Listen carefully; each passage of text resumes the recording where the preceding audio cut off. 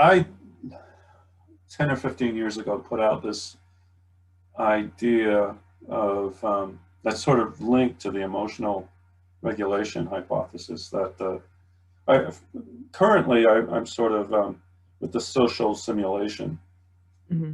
people, but a long time ago I put out the signaling hypothesis, which is Hmm. linked to the emotional regulation stuff, costly signaling, because it would account for both uh,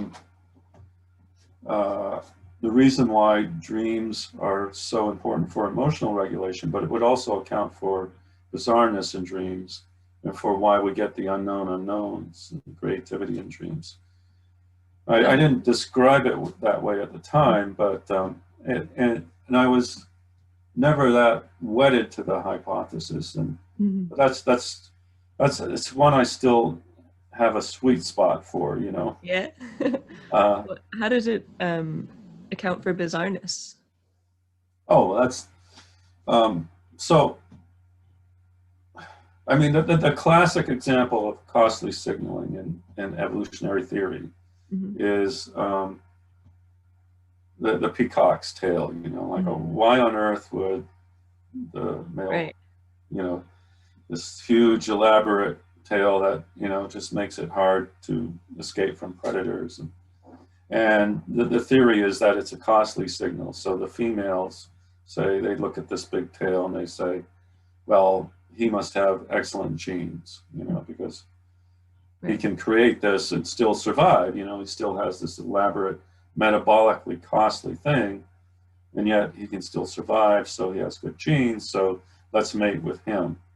And then Hmm. that fuels more and more elaborate peacock tails.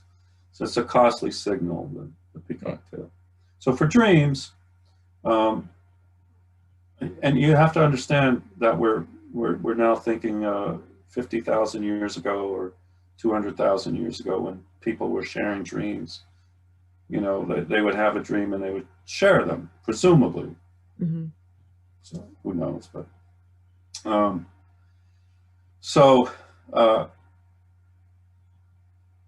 dreams were always thought of as involuntary products of Right. the mind. I did not produce it, and so they're an index of me in a Hmm. way that only involuntary things can be, uh, and they can't be dishonest signals. So Right. so when I share a highly emotional dream with a lot of bizarre elements, it's a costly signal because I'm sharing something about me which is involuntary, and it has this elaborate information about me, and yet it's putting me on the line in the tribe and so on and so forth. So, under all this baggage, the theory undoubtedly collapses, but I still have a sweet spot for it. That means that us dream researchers are more evolved. Well, exactly. That's what the costly signaling hypothesis would predict. But the ones who load high on the dream spectrum, that are close to their dreams, that want to share their dreams, pay attention to their dreams, where dream images escape into waking consciousness, and you're right on that borderline where you're slipping into a hallucinosis, Mhm. but you're not. You're Mhm. still in contact with reality, Mhm. but you're still, that the costly signaling hypothesis would Yeah. say, yeah, you have the best genes. But then what about animal dreams? They're not sharing their dreams with anyone, but I think they're still dreaming. Yeah, I agree. I do think animals dream, Mhm. and the costly signaling hypothesis would work for them by making them do stuff that act out their dreams in some way. You know, I don't know. I haven't thought about it. Yeah. I just came up with that hypothesis 15, 20 years ago, but I've never worked on it, Yeah. and because I could never think of a way to gather data to falsify it or to really test it. Right. So I just didn't pursue it. Yeah. Again, so Mark Blager was doing some work on dream sharing and empathy and functions of sharing dreams, and he's finding, well, I think this has been found before, but that sharing your dreams has benefits for yourself, but also for the people who listen to the dream. I believe it. It increases empathy towards the person who shares their dream, and it There kind you of go. relates to what you're saying, that they're revealing themselves in a very honest way. And it's kind of, dreams are weird like that. You can share some very personal details without feeling as I don't know, nervous about it, because it's like, it was just a dream, but it's also, it still really reveals yourself to somebody. Precisely. Yeah. That's what makes them special socially. You Yeah. can say, you can own it and still disown it. Yeah.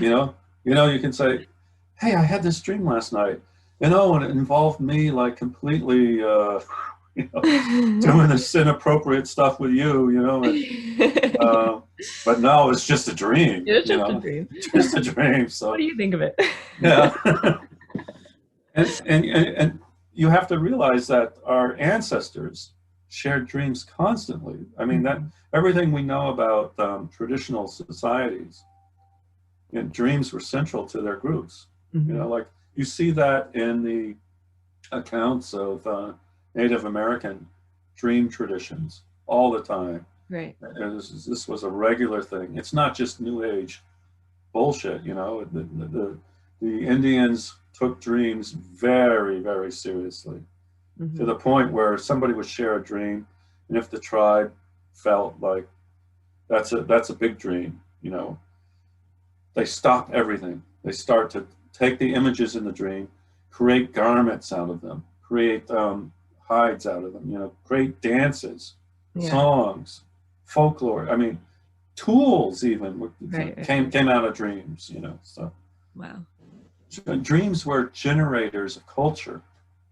Both when you look at the African traditions, dream traditions, you look at Native Americans, you look at all these traditional societies, that comes across over and over and over again, the centrality of the dream for these small scale societies. So we have to assume dream sharing was universal and taken very seriously.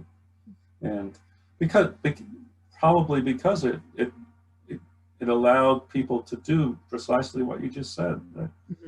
This is really me, but not me.